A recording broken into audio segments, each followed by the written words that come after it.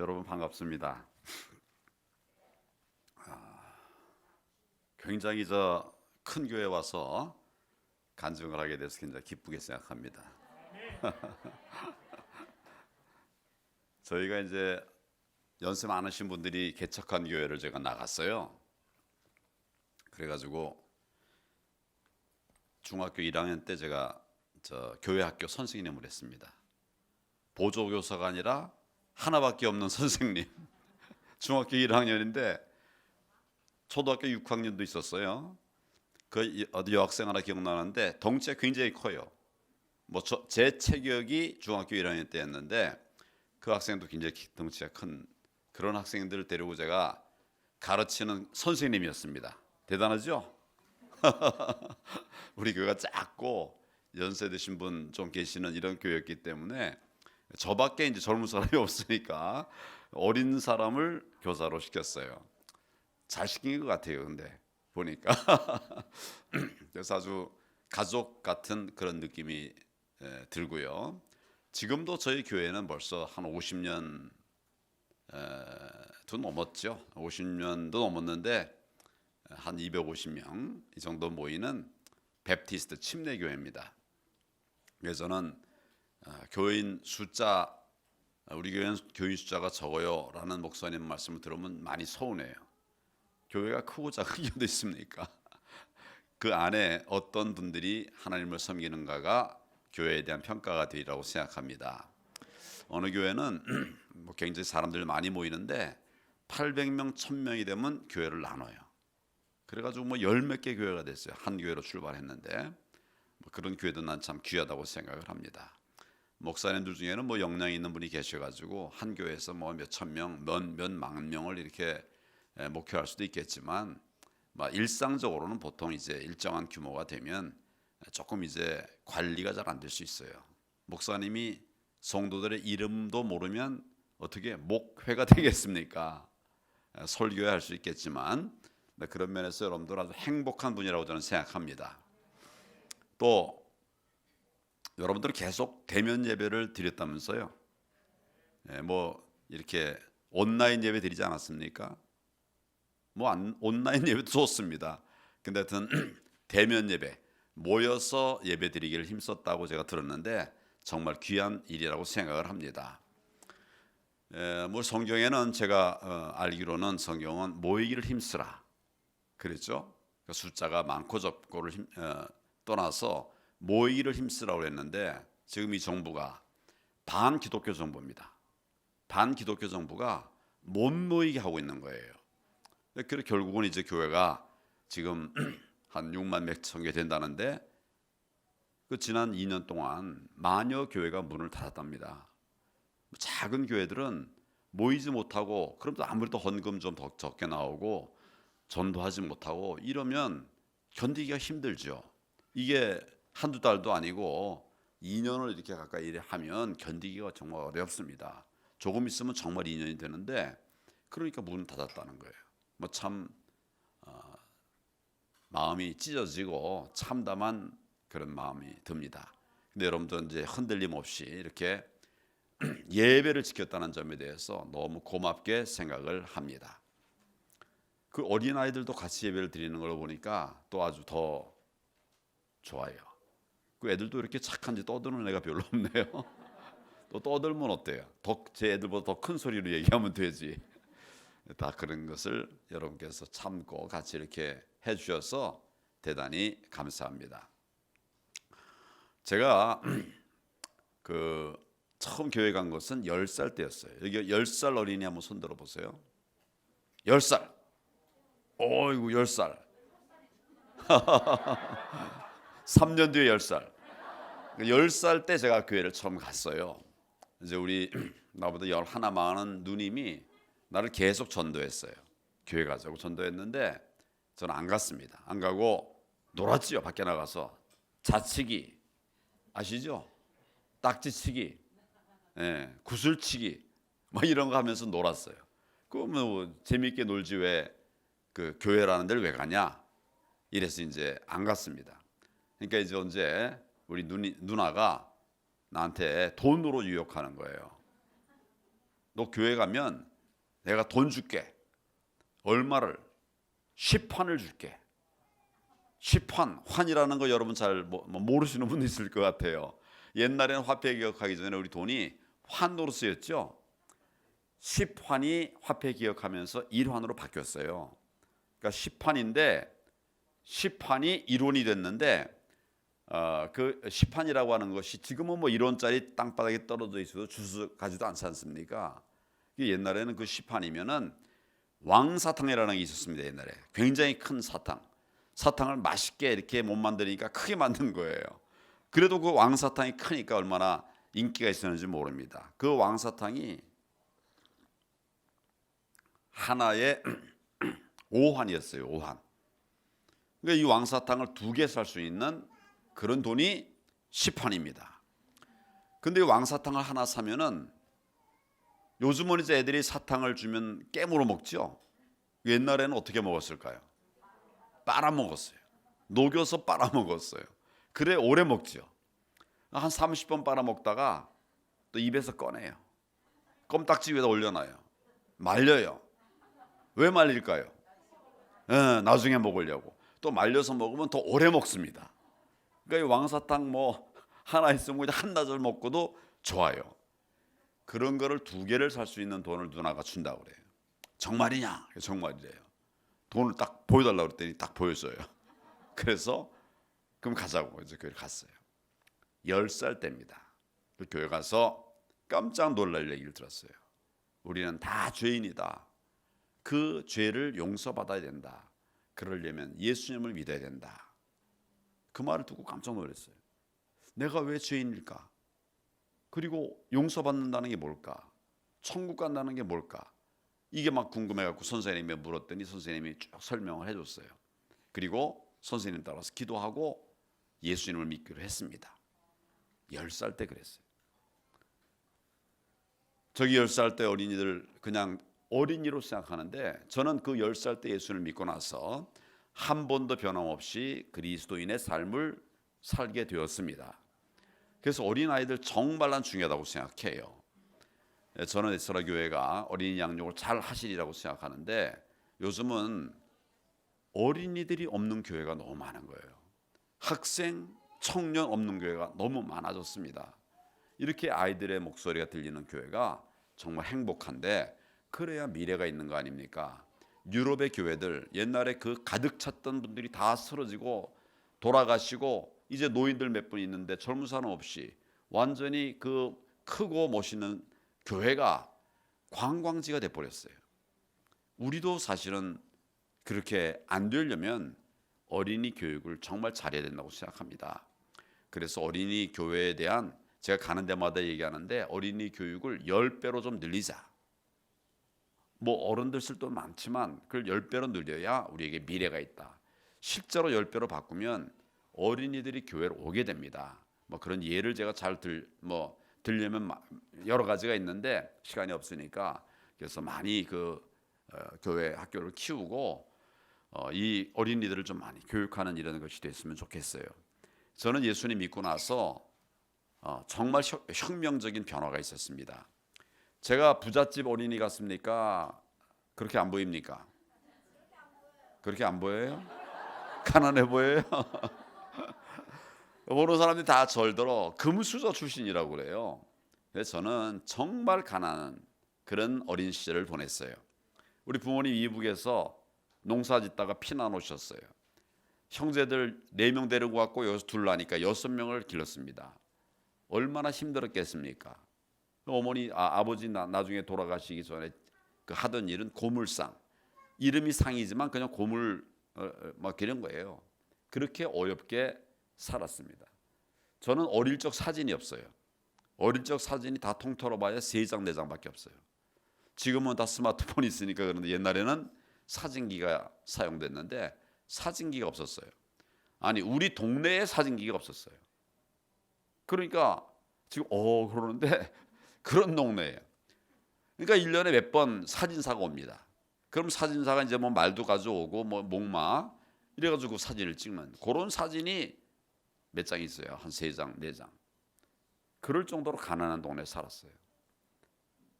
그런데 예수님 믿고 나서 제가 바뀌었습니다. 사람이. 어릴 적에는 내가 학교 갔다 오면 어머니가 나물 좀 하고 밖에 나가서 놀아라, 이렇게 계속 놀으라고 그랬어요. 왜냐하면 집은 좁은데 우리 형제들, 누나들, 형들 공부해야 되잖아요. 그러니까 어린애가 거기서 왔다 갔다 하면 공부에 방해가 되는 거예요. 그러니까 우리 어머니가 절대로 늘 공부하고 학교 갔다 오면 밖에 나가 놀으라고 그랬어요. 그래서 저는 노는 게 제 사명인 줄 알았어요. 열심히 놀았어요. 공부를 잘했겠습니까? 못했겠습니까? 당연히 못하죠. 제가 40몇 등 막 이랬어요. 우리 반에서, 전교에서가 아니라 우리 반에서 40몇 등을 했어요. 공부를 안 하니까. 근데 이제 교회를 갔더니 교회 선생님이 저한테, 교환아, 신앙생활도 열심히 하고 또 공부도 열심히 해야 돼. 그래야 이 어려운 동네를 벗어날 수 있어. 그래야 잘 살 수 있어. 그렇게 얘기를 하더라고요. 그래서 내가 처음으로 교회 가서 공부하라는 얘기를 듣고 공부를 시작했어요. 그랬더니 내가 40몇 등 하던 학생이 3학년 때였는데 그 다음에 4학년 올라갔는데, 옛날에는 성적 순서대로 자리를 앉혔어요. 아주 비교육적이죠. 여기 1등, 2등 이렇게 앉았어요. 저 뒤에 꼴찌에. 그래서 이제 그 3학년 때는 40몇 등 자리였는데 1년 지나고 나서 교회 선생님 말씀대로 공부를 했더니 몇 등이 됐을까요? 그랬으면 얼마나 좋겠어요. 3등을 했어요. 그리고 40몇 등이 3등이 어딥니까? 그 다음에 5학년 때는 몇 등을 했을까요? 맞아요. 어떻게 알았어요? 1등을 했어요. 6학년 때는? 맞습니다. 공부를 시작했더니 하나님께서 지혜를 주시고 깨달아지게 해서 공부가 아주 성적이 잘 나오는 거예요. 저는 과외를 안 했습니다. 정말 학교 공부하고 그냥 그렇게만 했는데, 그래도 공부를 잘하게 하나님께서 지혜를 주셨어요. 그래서 나중에 검사도 되고 뭐 장관도 되고 그런 거 아니겠습니까? 예수님 믿고 나서 내 삶이 변화했어요. 우리나라에 복음이 떨어진 다음에 우리나라가 문명화되기 시작했습니다. 그렇죠? 교회가 들어와서 교회도 세웠지만 병원도 지었고 학교도 세웠습니다. 우리나라를 근대화시킨 거예요. 근데 저 개인적으로도 저를 바꾸어 버린 것이 바로 복음이었습니다. 만약에 제가 예수를 몰랐다고 하면 아마 지금과 같은 삶을 살 수가 없었을 것이에요. 하나님께서는 하나님의 종된 자들에게 합당한 은혜를 주시는 분이시라는 사실을 고백합니다. 제가 이제 그렇게 해가지고 나중에 좀 성장해서 대학교 갈 때 하나님에게 서원을 했어요. 하나님, 제가 이제 고시 공부를 하려고 합니다. 왜냐하면 그 가난하고 어려운 사람들이 그 돌파할 수 있는 소위 사다리가 고시였어요. 그래야 이제 그 남아라도 사회에서 역할할 수 있다. 그런 생각을 하고서 이제 그 고시를 보겠다고 했는데, 저희는 가난하고 공부 학비를 대기가 좀 어려웠어요. 제가 대학교 갈 때도 사실은 돈 좀 벌고 나서 학교 가겠다고 어머니에게 그렇게 말할 정도였어요. 그러니까 오래 공부를 할 수 없으니까 하나님께 서원을 했습니다. 서원을 했어요. 뭐라고 했는가 하면, 하나님, 제가 오래 공부를 할 수 없으니 빨리 좀 합격시켜 주십시오. 고등고시 어렵죠, 여러분? 빨리 잘 안 되죠? 빨리 됩니까? 힘들죠. 옛날에는 우리 동네에 고시 합격했다 그런 이렇게 막 현수막을 갖다 걸었어요. 그 동네에. 그럴 정도로 어려워요. 그런데 나는 오래 공부를, 하려면 이제 오래 공부를 해야 되는데 오래 공부를 못 하니까 빨리 합격시켜 주십시오. 그러면 내가 신학을 공부하고 정말 흔들림 없는 좋은 믿음의 젊은이의 삶을 살겠습니다. 이렇게 하나님에게 소원을 했어요. 정말 저는 간절하게 소원한 거죠. 빨리 못 끝내면 되게 옛날에 고시 공부하면 뭐 10년, 20년은 보통이었거든요. 그러니까 그렇게 되면 나는 감당이 안 되는 거예요. 그래서 빨리 이제 해달라고 기도하고 그랬는데, 근데 공부할 시간이 없는 거예요. 공부는 해야 되는데 공부할 시간이 없어요. 하나님께 소원도 했는데 공부할 시간이 없어요. 왜 없었느냐? 우리 교회에 선생님이 없어요. 내가 몇 학년 때 선생님 했다고 했습니까? 그러니까 내가 혼자 선생님 하는 거예요. 옛날에는 찬송가도 없었습니다. 그래서 이렇게 궤도에다가 제가 붓글씨로 이렇게 찬송가를 써가지고 이거 펼쳐가면서 찬송 불렀어요. 옛날에는 그렇게 했어요. 요즘은 뭐 워낙 그냥 다 이렇게 잘들 하지만 이게 무슨 뭐 언제적 얘기인가 하는 사람도 있을 거예요. 보니까 좀 젊은 분 많던데, 그래서 궤도를 써가지고 이제 하니까 그 붓글씨로 시간이 많이 들죠. 또 애들에게 뭐 똑같이 말만 갖고 교육을 할 수 없지 않습니까? 그래서 요즘은 뭐 인터넷 가지고서 컴퓨터 갖고 하는데 옛날엔 그게 없었어요. 그래서 저는 침례교인인데 침례교 진흥원 한 1시간 걸어가면 진흥원이 있는데 거기 가서 이제 융판 같은 거 빌려오는 거예요. 융판 같은 거 옛날에 융판 가지고 붙여가면서 이제 얘기해주면 또 애들이 그것도 좋아하거든요. 그래서 뭐 교회 일이 많아요. 크리스마스 때가 되면 한 3, 4일은 집에 아예 못 갔어요. 혼자 준비하니까 또 준비를 해야 되고, 애들은 또 뭐 애들 그때 많았습니다. 저 혼자 하는데도 애들이 100명이었어요. 혼자서 그거 하는 거. 그거 얼마나 바빴겠어요. 근데 공부를 할 시간이 없는 거예요. 그래서 나중에 이제 대학교 가가지고는 초등학교 때부터 이제 그래 했는데 대학교 가가지고는 방학 때만 이제 시골에 내려가서 공부를 했어요. 저 산에 처박혀서 교회 양해를 구하고 이제 그때 저 대학 다닐 때쯤에는 보조 교사들이 몇 명 있었어요. 중고등학생들 이런 사람들을 이제 보조 교사로 해가지고 걔네들에게 방학 맡기고 이제 내려가고 뭐 이렇게 이제 했어요.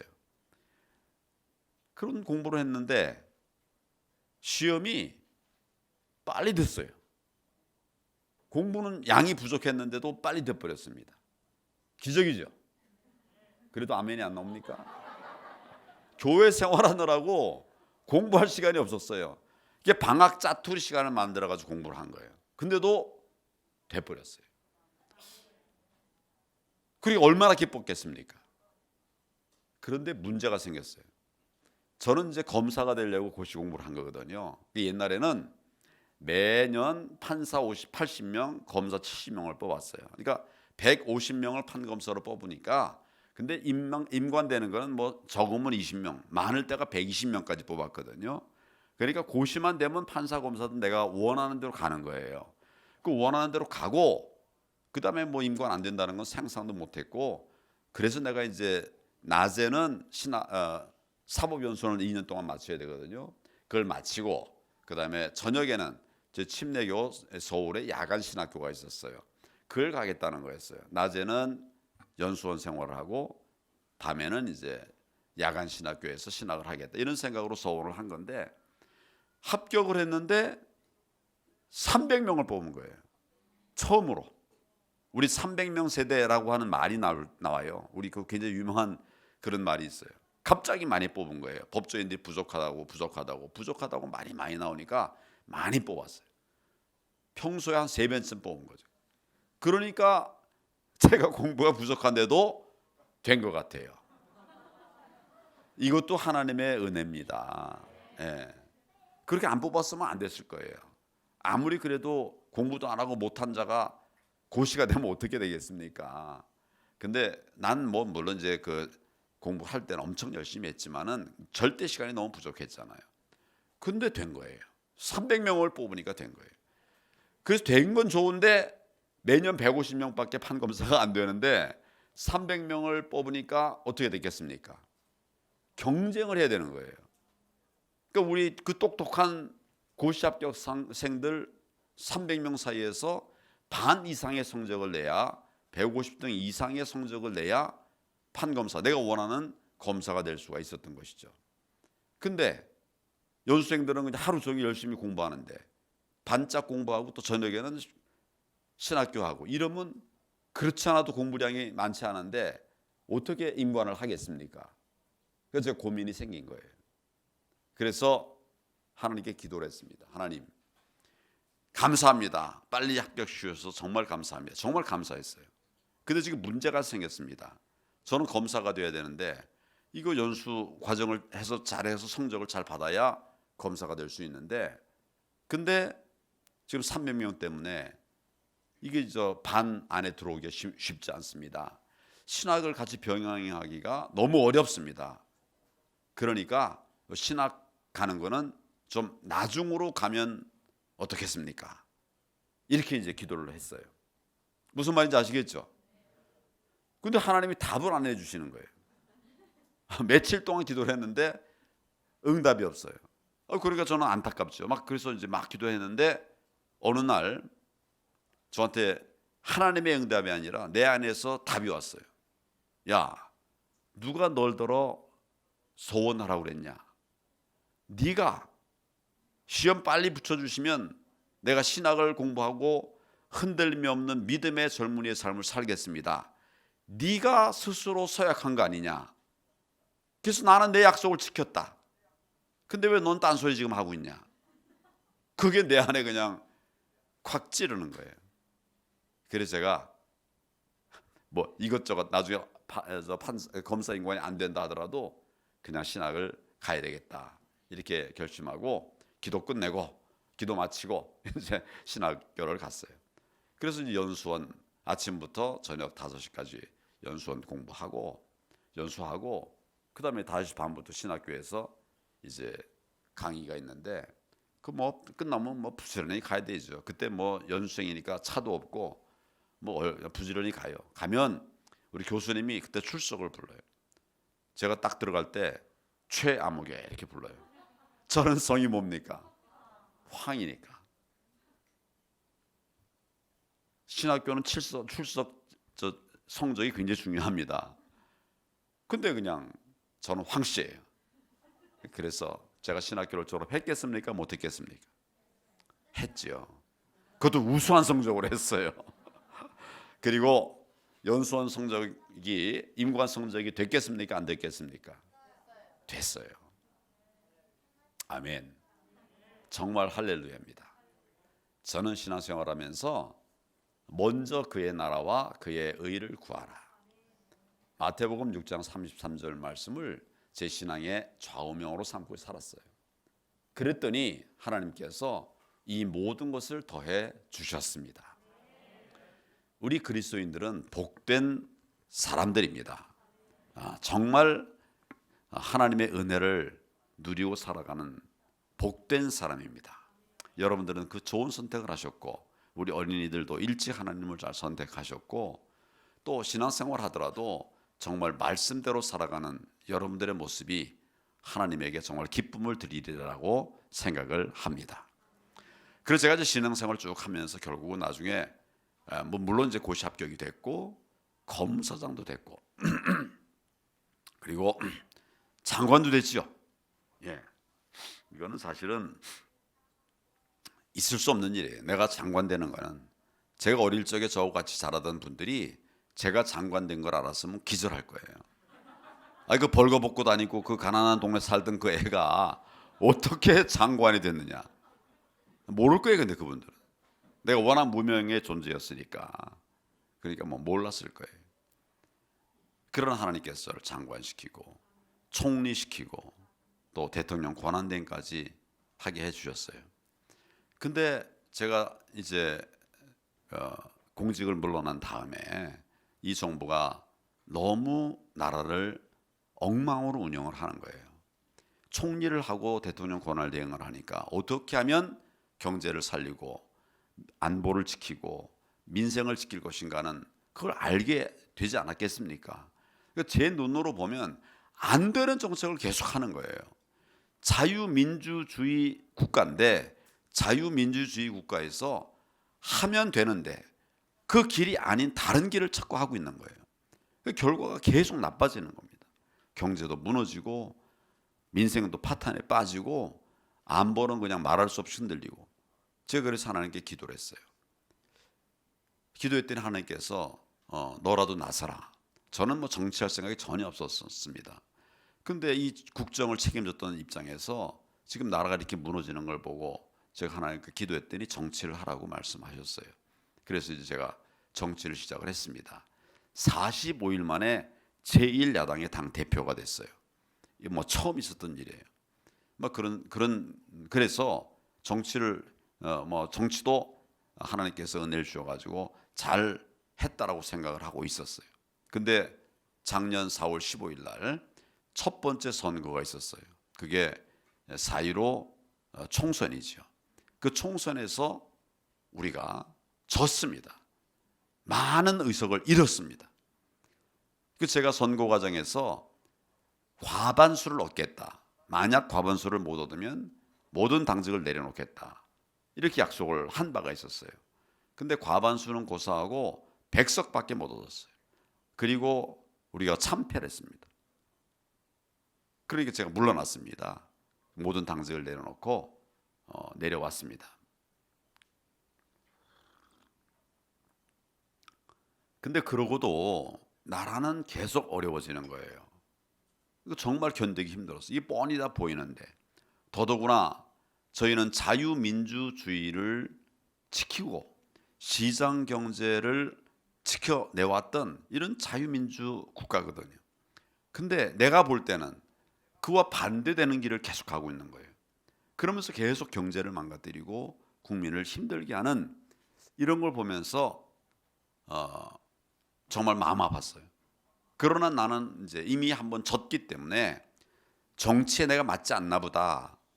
안타깝지만 제가 정치를 하지 말고 다른 방법으로 나라를 위한 일들을 하면 어떻겠습니까? 하나님께 그렇게 기도를 하기 시작했어요. 근데 하나님께서 답이 없어요. 저는 정치를 안 하고 싶습니다. 나라가 이렇게 무너졌지만 그런 나는 정치 적성이 아닌 것 같습니다. 다른 방법으로 나라를 살리는 일에 헌신하겠습니다.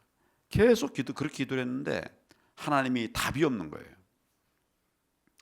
그러니까 이거 정치를 다시 할 수도 없고 안 할 수도 없고 엉거주춤한 채로 시간이 갔어요. 1년이 지났는데도 답이 없어요. 뭐 그러나 어떻게 합니까? 계속 이제 기도를 했어요. 그랬더니 1년 2개월 만에 하나님께서 제게 답을 주셨어요. 정치를 할까요 말까요? 안 하고 싶습니다. 이것에 대한 하나님이 답을 주셨어요. 그 답이 뭐냐 하면 회개하라 이거였어요. 제가 기도한 거하고 전혀 다른 답을 하나님이 주시더라고요. 깜짝 놀래가지고 제가 회개를 시작했습니다. 하나님께서 강하게 저한테 메시지를 주셨기 때문에 회개를 시작했어요. 회개를 시작했더니 제가 생각도 못했던 회개거리들이 막 쏟아져 나오는 거예요. 정말 생각도 못했던. 이제 내가 당 대표가 돼가지고 우리가 다음 선거에서 이기려고 하면 이게 우파 정당들이 이제 막 여러 기적이 나눠져 있었거든요. 이걸 하나로 뭉쳐야 됩니다. 그렇게 생각을 했어요. 통합을 해야 됩니다. 기도했더니 하나님께서 통합을 추진해라 이렇게 응답을 주시더라고요. 그래서 이제 통합을 추진했습니다. 한 달 반쯤 지나서 통합이 잘 되어 왔었어요. 그때 뭐 바른미래당 뭐 몇 개 당이 있었는데 아주 잘 진행이 되고 있었습니다. 힘든 일인데도 잘 됐어요. 그러니까 하나님께서 하라고 하신 것을 가니까 잘 되고 있구나 이런 생각을 하고 있는데 갑자기 하나님께서 멈춰라 이런 말씀을 하시더라고요. 멈춰라. 그 제가 이해를 할 수 없었어요. 하나님이 하라고 하시지 않았습니까? 그리고 잘 되고 있습니다. 근데 왜 멈춥니까? 이렇게 반문을 하면서 통합은 시간이 없으니까 그냥 추진해 나간 거예요. 근데 계속 기도할 때마다 하나님께서 계속 멈추라고 하는 거예요. 이해가 안 돼요. 그래서 기도하면서도 계속 그냥 간 거죠. 나중에 그러니까 하나님께서 이런 메시지를 주세요. 내가 그 바른미래당을 쪼개가지고 다 너희 당에 들어가게 할 테니까 통합을 멈춰라 이렇게까지 말씀을 하세요. 근데 그 바른미래당은 우리 당보다도 더 결속력이 강한 당입니다. 정치를 오래 한 사람들이고 다선 경험이 많은 사람들이고 그래서 또 나가서 똘똘 뭉쳐 있는 거예요. 근데 그게 어떻게 쪼개져서 우리에게 들어오겠습니까? 이해가 되질 않았어요. 그리고 쪼개지면 흩어져 버릴 거 아닙니까? 열 몇 명이 다 흩어져 버려서 우리 몇 명이나 들어오겠습니까? 그러면서 이제 하나님께 반문 찾고 하면서 그냥 그 길을 갔어요. 나중에 결국 통합이 이루어지긴 했습니다. 근데 지난번 총선에서 우리가 져버렸어요. 그것도 아주 참패를 해버렸어요. 하나님께서 이걸 깨우치셨어요. 그래서 회개를 하지 않을 수가 없었습니다. 정말 맞았어요. 하나님께서 하지 말라고 그랬는데 하라고 할 때만 생각하고 하지 말라고 하는 그 말씀을, 명백한 말씀을 제가 어긴 겁니다. 그 쪼개서 들여보낼 테니까 통합을 멈춰라라고 말하는데 그런 구체적인 방법까지 말씀해 주시는데 그것도 안 듣고 그냥 밀고 간 거예요. 정말 회개를 시작하니까 내가 어떻게 이렇게 하나님의 말씀을 불순종했단 말인가, 이게 막 가슴에 찢어지게 아팠어요.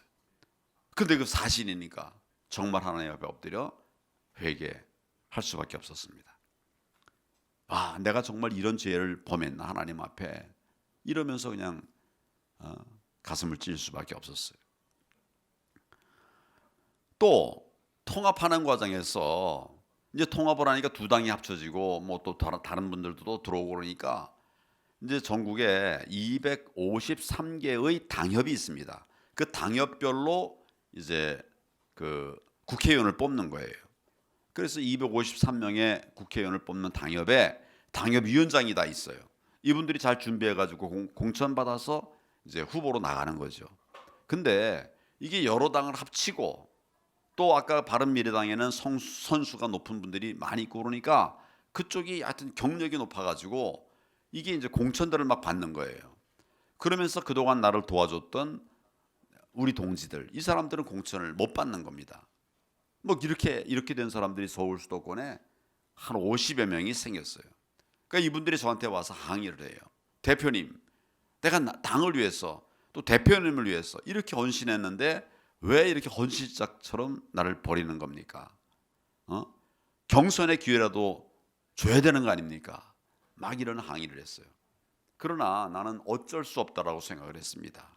그리고 그래서 5석을 잃더라도 10석을 얻으면 우리가 선거에서 전체적으로 이기는 거 아니냐, 이러면서 그분들을 위로는 했지만 마음으로 정말 그들을 품어주질 않았어요. 품질 못했습니다. 그렇게 이제 그 선거를 치렀는데 결과적으로는 우리가 다 져버렸잖아요. 져버렸습니다. 근데 이게 하나님께서 그때 내게 이런 깨달음을 주시는 거예요. 내 큰 계명이 뭐냐? 하나님을 사랑하고 내 이웃을 내 몸과 같이 사랑하라, 그거 아니냐? 그게 그리스도인의 삶이 아니냐? 근데 너는 이웃도 아니고 너의 동지를 사랑하는 마음이 하나도 없었다. 그냥 대표로 일하면서 몇 석을 더 얻을까, 이것만 생각하고 이거 컷오프 돼가지고 경선 기회도 못 갖고 공천 받지 못하는 그 사람들의 찢어지는 마음을 하나도 생각하지 않았다. 돌이켜보니까 정말 제가 그런 거예요. 하나님의, 그리스도인의 그런 기본적인 삶의 자세를 잃어버렸던 것입니다. 사랑을 잃어버린 거예요. 그리고 일로만, 사람이 아니라, 사람에 대한 사랑이 아니라 일로만 생각했던 거예요. 이것이 막 깨달아지면서 정말 회개가 막 물밀듯 쏟아지더라고요. 그 사람들 한 사람 한 사람들이 막 얼굴이 생각나면서 놓고 기도하지 않을 수가 없었어요. 정말 참혹했습니다. 이런 회개 기도가 계속 쏟아져 나오는 거예요. 제가 노트를 하나 갖고 왔어요. 제 간증할 때 공개적으로 보여드리는 건 처음입니다. 여기 이제 회개 기도를 시작하다 보니까 너무 많은 회개거리들이 막 쏟아져 나오는 거예요. 그래서 제가 메모를 했습니다. 그리고 그 다음날 또 그걸 가지고 다시 회개를 했어요. 그러면 됐겠지 싶은데 그 다음날 회개를 시작하면, 회개 기도를 시작하니까 또 막 쏟아져 나와요. 그래서 이제 뭐 예를 들면 이런 거예요. 여기다가 이제 제가 첫날, 뭐 잘 안 보이시겠지만 전날 그 회개한 걸 쭉 메모해가지고 이걸 다시 이제 회개를 하는데, 이것뿐만 아니라 또 다른 회개거리들이 막 쏟아져 나오니까 내가 그 여백에다가 뭐 막 메모를 했어요. 그리고 그 다음날 또 이걸 붙여가지고 더 해서 기도를 하다 보면 또 회개거리가 막 나오고 뭐 이런. 그래서 제가 이제 정말 너무 하나님께서 를 저에게 촉구하고 계시라고 생각하고 제가 노트를 다 그냥 이렇게 하면서 했습니다. 근데 하루 이틀 사흘 나흘째 기도를 이제 마치려고 그러는데 회개의 제목들이 막 쏟아져 나오는 거예요. 회개의 제목들. 내가 며칠을 그냥 계속 회개만 했어요. 근데 그 넷째 날 마치려고 그러는데 회개 제목들이 막 쏟아져 나와요. 시간이 좀 갔지만 제가 한번 몇 가지를 말씀을 드리겠습니다. 교만했다, 자고했다, 불순종했다, 말씀을 무시했다, 네 판단만 했다, 그리고 네 중심의 신앙생활을 했다. 지금도 변화 없다, 부족하다, 우리 형제들을 이해하지 못했다, 사랑이 없었다, 네 판단을 중시했다. 계속 이런 회개 제목들이 막 쏟아져 나오는 거예요. 제가 너무 기가 막혀가지고 그 메모를 다 했어요. 그 다음 날도 또 회개가 막 쏟아져 나와요. 그 다음 날도. 제가 여기 메모한 그 회개 제목이 30개예요. 30개. 뭐 보이시는 분은 보이시겠지만 이게 회개의 내용이 30개가 아니라 회개의 제목들이 교만에 관해서 내가 이것저것 막 이렇게 그 사람들이 결국 내가 교만해서 사랑도 없어 이런 많은 아이템들이 있는데 제목들만 30여 개가 쏟아져 나온 거예요. 정말 참담했습니다. 나도 평소에 회개를 하면서 신앙생활 한 사람인데 어떻게 이런 불순종을 했단 말입니까? 어떻게 이렇게 악을 행했단 말입니까? 죄인 중에 괴수가 바로 저군요. 이렇게 고백할 수밖에 없었어요. 이런 회개를 할 때 우리가 보통 보면 용서해 주십시오, 그리고 새 힘을 주십시오, 이렇게 하게 되지 않습니까? 나도 이제 그렇게 할 뻔했는데 그 말 자체를 하지 못하게 하나님께 그런 간구조차를 못하겠더라고요. 그래서 내가 너무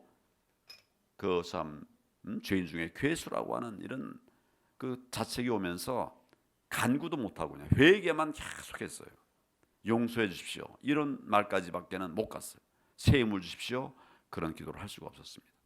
그러니까 이런 기도가 계속 쏟아져 나오는 거예요. 제가 지금 여기 메모한 것이 그때 이제 매일매일 회개 기도하고 나서 그 내용들을 제목들을 쭉 적은 거예요. 이런 기도를 계속했어요. 13일이 되니까 하나님께서 이런 말씀하셨어요. 이제 회개는 어느 정도 됐다. 내가 너를 일으켜 세우리니 다시 나가라. 정치를 다시 하라는 말씀이에요. 그래서 제가 하나님께 여쭤봤습니다. 내가 처음 정치를 시작할 때 제 지지율이 30% 40%였습니다. 정치인 중에 1등이었습니다. 근데 안 됐습니다. 지금은 지지율이 1%도 안 됩니다. 제가 1년 넘게 아무 행보를 안 하고 하니까 다 잊어버리고 뭐 또 우리가 총선에 진 것에 대한 분노를 하는 분들도 있고 지지율이 1%도 안 됩니다. 근데 어떻게 정치를 다시 하라는 말씀입니까? 하나님께 그렇게 여쭤봤어요. 그때 하나님의 메시지가, 하나님의 감동이 이런 거예요. 네가 30% 40% 얻은 것이 네 공인 줄 아느냐? 내가 너를 세웠던 것이다. 지금 1%, 네 힘으로는 안 된다. 그러니까 내가 너를 일으켜 세운다는 것이다. 이렇게 말씀하시면서 나가라고 말씀하시더라고요. 그래서 제가 용기를 내서 정치 재개를 선언을 했습니다. 근데 그때 하나님께서 내게 두 가지 사명을 주셨어요. 하나는 우리나라가 어려운데 우리나라가 이렇게 어려운 것은 목회자들의 타락 때문이다. 이렇게 그런 메시지를 주시더라고요. 나라가 어려운데 그렇게 된 것은 목회자들의 타락 때문이다. 깜짝 놀랐어요. 네가 가서 전해라. 전해라. 둘째는 지금 나라가 정부가 잘못하는 것에 대해서 교회가 뭉쳐서 싸워라. 저항해라. 비판해라. 지금 정부가 잘못하는 것에 대해서 교회가 뭉쳐서 싸워라. 네가 앞장서라. 이렇게 감동을 주시더라고요. 그래, 제가 판단할 수가 없었어요. 그 회개의 기간을 통해서 내가 얼마나 참 죄인 중에 죄인인가 하는 그런 회개를 하고 나니까 하나님께서 메시지를 주셨을 때 이러쿵저러쿵 옛날 같았으면 합리적입니까? 이게 맞습니까? 또 내가 할 수 있습니까? 막 이런 여러 가지 토를 따랐을지 모르겠는데 그런 회개 끝에 하나님께서 내게 주신 그 두 가지 사명을 내가 토를 달 수가 없었어요. 그래서 그대로 했습니다. 뭐 모든 교회를 다 갈 수가 없으니까 우선 큰 교회들을 제가 찾아다니면서 목사님들에게 제가 회개한 걸 전하고 또 그분 목사님 갈 때 보면 그분에게 또 전할 메시지를 하나님께서 주세요. 그래서 가서도 전했어요. 그냥 새칭 대형 교회라면 여러분들이 어느 교회인지 짐작이 다 갈 거예요. 그 교회에 가서 말씀을 전했어야 회개해야 된다고 전했습니다. 아주 대표적인 것은 성도들이 헌금한 걸 갖고 목회자들이 교회를 망가뜨리는데 쓰고 있다. 그 돈 가지고 북한에 갖다 퍼줬는데 그 돈들이 결국 많은 부분이 다시 남한으로 와서 남한의 정부가 남한이 이쪽에서 우리 교회들을 핍박하는데 쓰이고 있다. 그런데 북한에다가 퍼주고 왔다 갔다 하면서 올무에 걸렸다. 그리고 이 정부 잘못해도 말을 하지 않는다. 하나님께서 이걸 막 이렇게 비춰주시는 거예요. 저는 상상도 못했던 팩트입니다. 팩트 자체가. 그래서 제가 목사님들에게 가서 그 목사님들에게 주시는 말씀 주로 이제 그거 하고 그다음에 목회자들이 교만하다는 거 말씀하고 교회 재정을 함부로 썼다는 거 하고 정부가 잘못하는 데 대해서 싸우지 않고 자기 안일만 추구한다. 이게 다 목회자들에 대한 얘기예요. 그래서 다니면서 쭉 얘기를 하는데 중간에 이제 보니까 앉아 계시는 분은 목사님은 한 분이고 성도들이 막 꽉 찼는데 목사님 얘기를 하니까 이게 약간 좀 부담이 크게 커지지 않겠습니까? 그래서 제가 말을 살짝 바꿨어요. 우리나라가 이렇게 어려워진 것은 교회의 타락 때문이다. 그래도 우리 성도님들이 다 아멘하는 분이 많더라고요. 그러니까 나중에 돌아와서 다시 이제 기도할 때 하나님께서 내가 뭐라고 너한테 기도하라고 그랬냐? 목회자들의 타락 때문이라고 얘기했는데 왜 네가 성도의 타락 때문이라고 얘기를 하느냐? 목회자들의 타락 때문이라고 분명하게 얘기하라. 그 대신에 성도들에게는 목회자들의 거룩성을 위해서 간절히 기도하라고 그렇게 전해라. 그래서 다시 또 바꿨어요. 그래서 그 다음부터는 이제 목회자들의 타락 때문이다. 성도들은 목회자들을 위해서, 목회자들의 거룩성을 위해서 정말 간절히 기도해야 됩니다. 정부가 잘못하는 거 너무 많아요. 사실은 지금 정치적인 얘기를 할 필요가 없습니다. 우리로 말하면 지금 우리 예배를 방해하고 있지 않습니까? 예배를 못 드리게 하고 있지 않습니까? 이거는 있을 수 없는 일이에요. 우리 헌법 제20조에는 모든 국민은 종교의 자유를 갖는다. 그 종교의 자유 중에 중요한 것은 예배의 자유입니다. 포교의 자유예요. 법률적으로 말하면 우리는 선교의 자유죠. 가장 기본적인 예배의 자유가 지금 제한되어 있어요. 제가 그런 기도를 마친 게 8월 27일입니다. 6월 27일입니다. 근데 그 며칠 뒤에 이 정부가 대면 예배 전면 금지 결정을 했어요. 코로나 사회적 거리두기 등급을 4등급으로 올리면서 대면 예배 전면 금지 결정을 했어요. 제가 그 이야기를 듣는 순간에 피가 거꾸로 쏟았어요.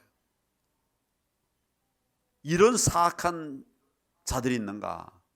그래서 제가 바로 제 페이스북에다가 글을 썼습니다. 대면 예배 전면 금지는 위헌이다. 나는 앞으로 대면 예배만 드리겠다. 이렇게 선언을 했습니다. 그리고 그 다음부터 그냥 계속 대면 예배만 드리는 거예요. 오늘도 대면 예배죠, 지금 우리가. 지금 차별금지법, 결국 이 법이 통과되면 우리 목사님, 장로님들 이제 무슨 얘기를 하면 성경에 나와 있는 동성애 하지 말라고 하는 이런 말씀 전하면 처벌될 수가 있어요. 결국 목사님들 입 막는 거예요. 성경의 입을 막는 겁니다. 그런데 제가 2013년도에 법무부 장관이 됐습니다. 그래가지고 장관 되니까 맨 처음에 이제 이렇게 우리 부처가 해야 될 핵심 과제들을 우리 직원들이 보고를 하더라고요. 쭉 받아보니까 그 중에 하나가 뭐냐면 차별금지법 통과예요. 우리 법무부의 핵심 과제예요. 박근혜 대통령이 이제 선거운동하면서 많은 분들이 얘기를 했겠죠. 그걸 얘기해야 표를 얻습니다. 그러니까 이분이 그걸 판단을 잘못하셔서 그걸 받아들인 거예요. 그래서 공약이 됐고, 공약이 되니까 우리 부처에게 다 나눠주면서 그건 우리 법무부의 과제가 된 거예요. 제가 그걸 보는 순간에 기가 막혔어요. 하나님께서 정말 이때를 위해서 나를 장관으로 세우셨구나. 그래서 제가 그 차별금지법 통과를 안 했습니다. 막았습니다. 그러니까 아직까지 차별금지법이 통과되어 있지 않죠. 근데 제가 좀 화가 나는 것은 그게 3번째 시도였어요. 근데 그때까지만 해도 교회가 잠잠했어요. 그냥 아무 갈등도 없이 이게 차별금지법이 그냥 공약이 되고 우리 정책이 돼버린 거예요.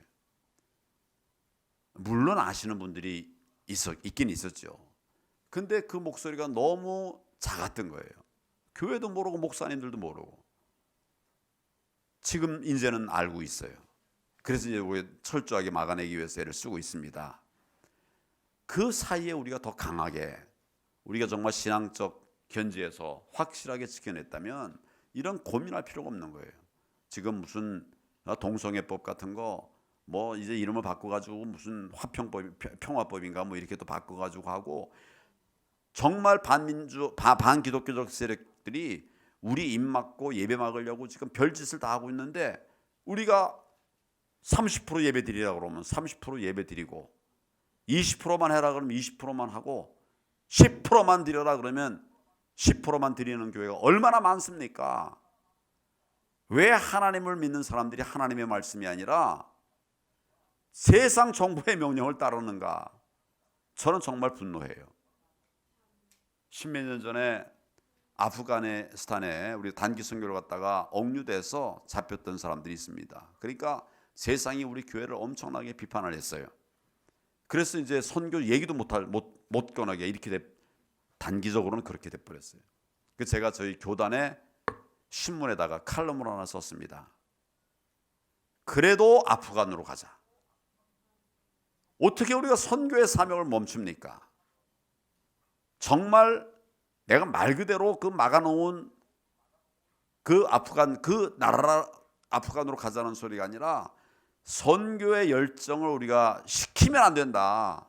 근데 그 얘기를 쓴 거예요. 나중에 이제 청문회 할 때 그거 가지고 또 시비를 걷더라고요. 국민들이 지금 사지회가 했는데 또 가라고 그랬다고. 처음부터 끝까지 다 읽어보시오. 그렇게 내가 얘기를 했어요. 우리 기독교인들이 신앙을 지키는데, 우리 신사 참배하라고 그럴 때 순교까지 하면서 지키지 않았습니까? 저는 신사 참배보다 예배를 금지하는 것은 더 큰 범죄라고 생각을 합니다. 어떻게 이렇게 조용합니까? 지금 코로나 2년 사이에 우리 교회 10,000개가 문을 닫았답니다. 방법이 없었을까요? 우리가 순교의 각오를 가지고 예배의 자유를 지켰었다고 하면, 그래도 우리가 예배를 드리겠다고 했다면 정부가 이렇게 못해요. 정부가 결정했더니 교회가 그냥 순순히 따르니까 정부도 놀랐다는 말이 있어요. 저항할 줄 알았는데 그냥 순순히 따르더라는 거예요. 정부가 놀랐다는 말까지 내가 들었습니다. 이 정말 우리가 믿음의 삶을 살고 있다라고 말을 할 수가 도저히 없습니다. 그래 하나님께서 우리에게 회개하라는 말씀하시는 거예요. 그런데 정말 회개해야 된다고 하는 분들도 이제 생겨나기 시작했고, 그리고 각성하는 그런 믿음의 분위기들이 지금 생겨나고 있습니다. 다는 아니에요. 그렇지만 큰 흐름이 벌어지고 있어요. 광주에서도 안디옥 교회를 중심으로 회개 운동이 번져나가고 있고, 또 서울에서도 안희환 목사님 중심이 돼가지고, 아니 뭐 목사님들 얘기를 내가 하는 게 아니라 그분만 한다는 게 아니라 그렇게 해서 같이 이런 모멘텀이 생겨나고 있고, 대전에서도 부산의 세계로교회에서 그 얼마나 많은 분들이 모이고 목사님들이 또 몇십 명이 단상 위에 올라가서 무릎 꿇고 회개를 했습니다. 이런 변화가 역시 그래도 하나님께서 우리 대한민국을 아직도 사랑하신다 하는 반증이라고 저는 생각합니다. 지금은 정말 회개해야 할 때입니다. 요즘 제가 이제 하나님께 기도하다 보면 하나님께서 이런 메시지를 주세요. 나라와 민족을 살리는 회개 기도회를 매일 열어라. 정권이 바뀔 때까지. 나라와 민족을 살리는 회개 기도회를 매일 하라고 그래서 제가 이 말씀도 지금 여기저기 가는 데마다 전하고 있습니다. 지금도 전하고 있고. 제가 처음에는 그래서 아예 플래카드를 제가 만들어 갔어요. 제 돈 들여가지고 갖다가 교회 주고 이렇게 기도합시다. 회개합시다. 어느 큰 교회가 있는데 제가 다른 일로 있어 한번 다시 갔더니 제가 갖다 드린 그 플래카드를 딱 제일 중앙에다 붙여놨더라고요. 큰 교회라 가지고 나는 나름대로 그냥 이렇게 큰 플래카드를 가져갔는데 큰 곳에다 붙여놓으니까 잘 안 보여요. 그래도 그 교회의 모습이 얼마나 아름답습니까? 그 교회 16년 만에 8,000명 된 교회예요. 교회가 성장하는 데는 이유가 있습니다. 하나님의 말씀이라고 생각할 때 순종하니까 하나님이 함께 하신 것입니다. 지금은 회개할 때입니다. 하나님께서 우리가 회개하면 우리나라를 다시 일으키신다는 감동을 주시고 계십니다. 그래서 우리가 일어나고 회개하면 힘을 우리에게 주셔서 정부가 잘못하는 것도 막아내게 하시고, 나라가 사회주의로 가면 제일 먼저 핍박받는 게 누굽니까? 우리 목사님, 장로님, 집사님들이에요. 이미도 교회에 대한 탄압이 시작이 됐는데 정말 우리가 다음 정권에서 자유주의를 표방하지 않는 이런 정당이 집권한다면 제일 먼저 핍박받는 게 이 하나님의 백성이니 하나님이 가만히 계시질 않는 것 같아요. 이거를 우리가 그냥 대충 듣고 말면 정말 우리 하나님께서 우리를 사랑하시는 그 간절함이 분노로 바뀌실 수가 있을 것 같아요. 저는 정말 절박하게 생각합니다. 지금은 회개할 때입니다. 하나님 앞에 우리가 회개하면 하나님이 다시 우리를 살리신다고 말씀하셨어요. 왜 못합니까? 저는 대형교회 목사님들이 회개를 좀 안 하고 있는 분들이 좀 계시는데 너무 답답해요. 아니 그 회개하라고 맨날 외쳐놓고서는 정작 왜 회개를 안 하느냐 이 말. 내가 얘기하는 게 틀렸으면 뭐 틀렸다고 말하면 되죠. 우리가 회개할 게 뭐 있냐? 그렇게 해서 선언하든지. 지금 우리 대한민국 얼마나 힘듭니까? 교회는 얼마나 힘듭니까? 그 잘못한 것이 대형교회 사실은 10교회만 합쳐서 정말 종교의 자유, 우리 신앙의 자유를 지키기 위해서 노력했다면 만교회가 문 닫는 일은 없었습니다. 지금은 회개할 때인데 남 얘기할 게 아니라 저는 저부터 회개해야 한다고 생각합니다. 우리부터 회개를 해서 우리의 회개가 옆에 교회로 번져나가고 옆에 동네로 번져나가고 대한민국의 편만해서 정말 하나님의 은혜와 사랑이 회복되고 우리 대한민국을 향한 하나님의 사명이 소명이 정말 이 얘기하니까 저도 또 정말 가슴 아픈데 지금 세계를 이렇게 다 돌아보면 믿음 안에 이 살아있는 나라가 우리나라하고 미국밖에 없어요. 어느 나라가 있습니까, 여러분? 영국 다 무너졌어요. 미국 무너지고 있습니다. 많이 무너졌습니다. 우리는 그래도 아직 믿음 안에 지켜지고 있어요. 지금도 우리는 새벽 기도를 하니까 아직 남아있는데 무너지고 있습니다. 회개로 되살려내야 됩니다. 제2의 이스라엘이 되고 제2의 선민의 나라가 돼서 미국도 살려내고 정말 이 땅에 하나님의 복음이 편만한 그런 하나님의 뜻이 이루어질 수 있도록 우리나라, 우리 성도, 내가 이제 회개하고 각성해야 된다고 생각을 합니다. 기도하겠습니다. 하나님 아버지, 우리에게 은혜를 주셨음을 감사합니다. 회개함으로써 다시 일어날 수 있는 기회를 하나님이 주시는 것으로 믿습니다. 책망이 아니라 우리 기회를 주시는 하나님으로 생각합니다. 아버지 하나님께서 기회를 주실 때 나부터 회개하고 우리가 회개해서 정말 이 대한민국이 되살아나는 놀라운 역사가 일어나게 하여 주시옵소서. 하나님이 사랑하시는 교회에 와서 간증을 했습니다. 아버지 하나님, 정말 하나님 앞에 회개하고 믿음을 지키는 교회, 바로 이 교회 하나님께서 지켜주셔서 말세에 바로 이 교회 하나님께서 칭찬하실 만한 그런 교회가 되게 하시고 여기로부터의 회개가 이 땅을 뒤덮을 수 있도록 하나님 역사해 주시옵소서. 예수님의 이름으로 기도하옵나이다. 아멘.